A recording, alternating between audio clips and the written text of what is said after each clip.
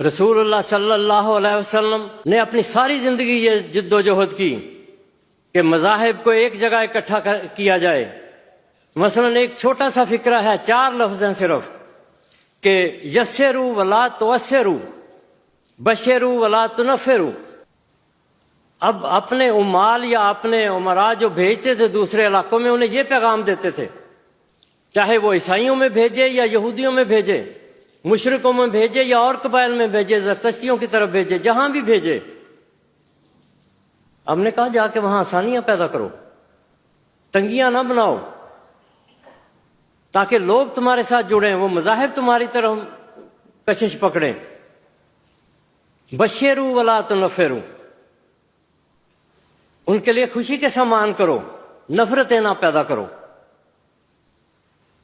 یہ پیغام قیامت تک ایک زندہ پیغام ہے ہر شخص کے لیے، کہ جہاں بھی وہ دوسرے سے معاملہ کرے اصلاح عمل کو رکھے۔ چھوٹا سا پیغام ہے لیکن بہت بڑا پیغام ہے۔